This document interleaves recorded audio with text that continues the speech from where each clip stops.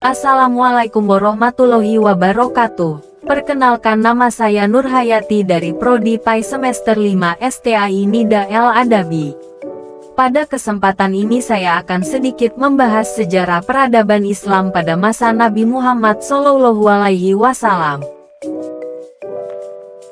Di masa Nabi Muhammad, beliau banyak menuai suka dan duka dalam menyampaikan dakwah Islam ini. Dakwah yang beliau mulai bukan langsung seperti dakwah masa kini, akan tetapi dakwah yang dilakukan secara sembunyi-sembunyi. Karena memandang kekejaman bangsa Arab kafir pada saat itu memang sangat luar biasa. Sistem dakwah periode Mekah, periode dakwah dengan cara rahasia dan sembunyi-sembunyi. Orang pertama yang beriman kepadanya dari kalangan dewasa adalah sahabatnya sendiri yang bernama Abu Bakar. Dari kalangan wanita adalah istrinya sendiri Khadijah binti Khuwailid. Dari kalangan anak-anak adalah Ali bin Abi Thalib. Sedangkan dari kalangan budak adalah Zaid bin Haritsah.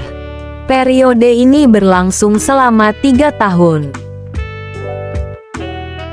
Rasulullah bersama kaum mukminin berkumpul di rumah Arkam bin Abi Al-Arkam untuk mengerjakan urusan agama.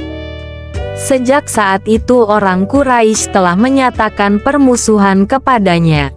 Namun Allah melindungi beliau dengan adanya pamannya Abu Talib, sahabat-sahabatnya yang memiliki kerabat dan jaminan. Maka mereka mendapatkan perlindungan. Sedangkan yang lain, mereka selalu mendapatkan ancaman dan siksaan.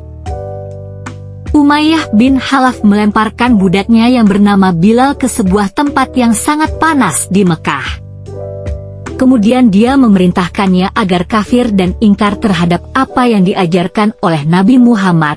Namun siksaan itu tidak menambah sikap Bilal kecuali terus mengatakan, Ahad, Esa, Ahad, Esa.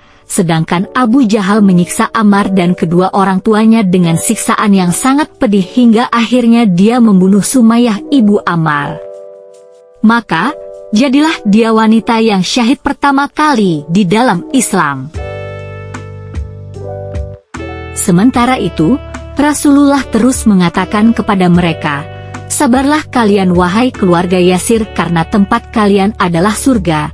Abu Bakar terus membeli budak-budak yang disiksa itu kemudian memerdekakannya. Dia memerdekakan Bilal, Amir bin Fuhairah, Zanirah, dan yang lainnya. Dakwah dengan terang-terangan dan terbuka. Allah menurunkan firman-Nya dalam Quran Surat Asy-Syu'ara yang artinya, dan berilah peringatan kepada kerabat-kerabatmu yang terdekat. Maka Rasulullah naik ke Bukit Safa dan memanggil orang-orang Mekkah. Beliau bersabda, bagaimana pendapat kalian jika aku kabarkan pada kalian bahwa di lembah sana ada seekor kuda yang menyerang kalian? Apakah mereka mempercayai yang saya ucapkan? Mereka menjawab, ya kami percaya, karena kami belum pernah mendapatkan engkau berdusta. Maka Rasulullah bersabda, ketahuilah, bahwa sesungguhnya aku memberi peringatan kepada kalian tentang siksa yang sangat pedih. Lalu Rasulullah mengajak mereka untuk beriman kepada Allah. Maka, berkatalah pamannya sendiri yang bernama Abu Lahab, celaka engkau wahai Muhammad, apakah hanya untuk urusan ini mengumpulkan kami?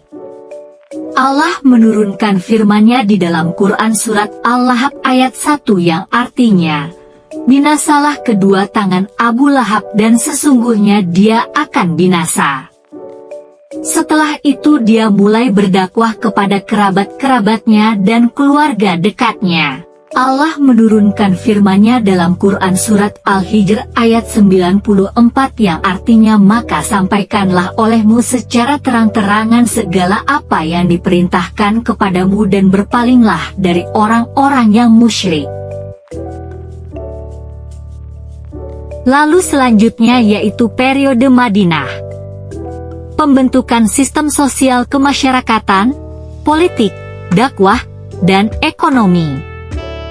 pembentukan sistem sosial kemasyarakatan. Batu pertama ini ialah membentuk sosial kemasyarakatan dengan menciptakan persaudaraan umat manusia. Persaudaraan yang akan mengakibatkan seseorang tidak sempurna imannya sebelum ia dapat mencintai saudaranya seperti mencintai dirinya sendiri dan sebelum persaudaraan. Demikian itu dapat mencapai kebaikan dan rasa kasih sayang tanpa suatu sikap lemah dan mudah menyerah. Ada orang yang bertanya kepada Nabi Muhammad, perbuatan apakah yang baik dalam Islam? Dijawab Nabi, artinya, sudi memberi makan dan memberi salam kepada orang yang kau kenal dan yang tidak kau kenal. Dan dalam khutbahnya yang kedua dikatakan yang artinya, beribadahlah kamu sekalian kepada Allah dan janganlah kamu mempersekutukannya dengan apapun. Benar-benar takutlah kamu kepadanya. Hendaklah kamu jujur kepada Allah tentang apa kamu baik itu dengan ruh Allah. Hendaklah kamu sekalian saling mencintai. Allah sangat murka kepada orang yang melanggar janjinya sendiri. Kemudian dalam segi politik, hasil politiknya ialah seluruh kota Madinah dan sekitarnya telah benar-benar jadi terhormat bagi seluruh penduduk. Mereka berkewajiban mempertahankan kota ini dan mengusir setiap serangan yang datang dari luar. Mereka harus bekerja sama antara sesama mereka guna menghormati segala hak dan segala macam kebebasan yang sudah disetujui bersama dalam dokumen ini. Kemudian dalam segi dakwah, unta yang dinaiki Nabi Muhammad berlutut di tempat penjemuran kurma milik Sahal dan Suhail bin Amr. Kemudian tempat itu dibelinya guna dipakai tempat membangun masjid. Sementara tempat itu dibangun, ia tinggal pada keluarga Abu Ayyub Khalid bin Zaid al-Ansyari. Selesai Nabi Muhammad membangun masjid dan tempat tinggal, ia pindah dari rumah Ayub ke tempat ini. Sekarang terpikir olehnya akan ada hidup baru yang harus dimulai, yang telah membawanya dan membawa dakwahnya itu harus menginjak langkah baru lebih besar.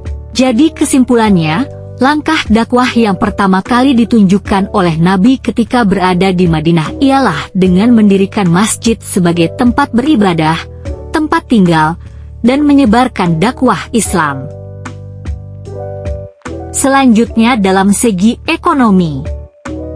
Perekonomian masyarakat Muslim di Madinah tertumpu dengan dua bidang, pertama bidang perniagaan dan kedua bidang pertanian. Dari kedua mata pencarian inilah masyarakat Muslim mampu bertahan di Madinah. Nah, dari segi berbagai macam aspek kehidupan yang telah dibina oleh Rasulullah di kota Madinah, dari politik, dari kemasyarakatan, dari kepercayaan, dari dakwah, dan dari ekonomi. Peranan penting inilah akhirnya menjadikan Rasulullah itu bukan hanya sebagai seorang rasul tapi juga seorang pemimpin negara atau presiden di Madinah. Baik, demikian yang dapat saya sampaikan dan semoga apa yang saya sampaikan dapat bermanfaat untuk diri saya sendiri maupun orang lain. Kurang dan lebihnya mohon maaf. Assalamualaikum warahmatullahi wabarakatuh.